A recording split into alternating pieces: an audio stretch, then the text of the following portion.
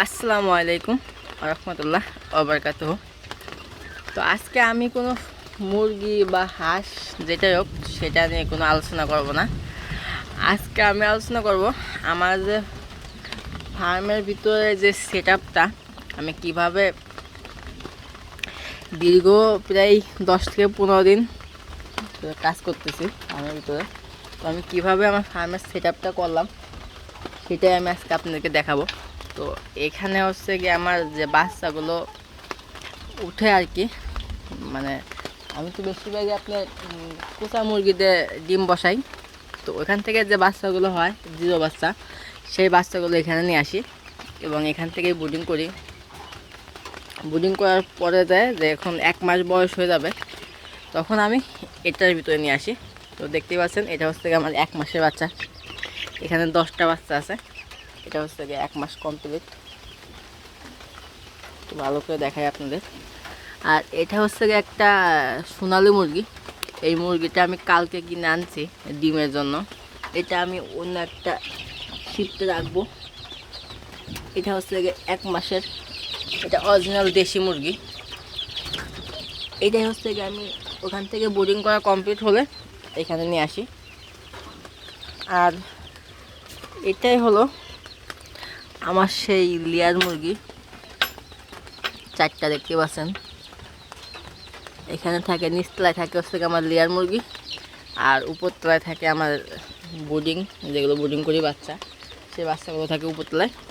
আর এটাই থাকে হচ্ছে গিয়ে আমার যেটা বোর্ডিং কমপ্লিট, এখানে 2 মাস রাখি, মানে রাখবো। এটা নতুন তুলছি এই ঘরটা।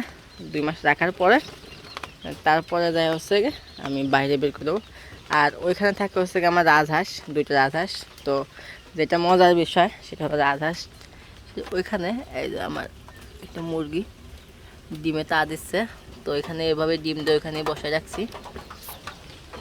তো এটা হচ্ছে গিয়ে আগের ভিডিওতে আমি দেখাইছিলাম, এটা আমি বানাইছি নিজেই। তো ওটাও আমরাও নিজেই বানাইছি, আর এটাও আমাদের নিজেই বানানো। আর এই পাশে হচ্ছে গিয়ে আমার যে ফার্মি মুরগিগুলো আছে, এখানে যে আমার যে ফার্মি মুরগিগুলো আছে সেই ফার্মিগুলো এখানে রেখে দিই। এখানে ফার্মি আছে হচ্ছে গিয়ে 18টা। আর এই পাশে ফাঁকা থাকে, এই পাশে শুধু রাত্রের জন্য আপনার আমাদের চীনা হাঁসগুলো আছে, সেই চীনা হাঁসগুলো শুধু রাত্রে এখানে রাখি। আর যে এখানে নেট টানানো, রাত্রে নেট টানাই দিই। তো এখানে আমার চীনা হাঁসগুলো আলহামদুলিল্লাহ অনেকটাই বড় হয়ে গেছে। চীনা হাঁসের ভিডিও দেওয়া হয় না অনেক দিন, দেখি কালকে চীনা হাঁসের ভিডিও দেবো আপনাদের। চীনা হাঁস প্রায় বিক্রির উপযুক্ত হয়ে গেছে, ওদেরকে বিক্রি করে দেবো। বিক্রি করে দিয়ে এই মুহূর্তে হাঁস তুলবো না, শুধু ডিমের জন্য কিছু হাঁস রাখবো। আর বাদ বাকি যেগুলো আছে দেশি মুরগি আর এই ফার্মি মুরগি, এগুলো রাখবো। তো এটাই ছিল আমার আজকের ভিডিও। আমার ফার্ম কিভাবে সুন্দরভাবে সাজাইছি সেটাই দেখালাম আপনাদের। তো এখনও ভালোভাবে হয় নাই, আরও কিছু প্ল্যান আছে, সেগুলোই করব। তো সবাই ভালো থাকবেন, সুস্থ থাকবেন। আল্লাহ হাফেজ।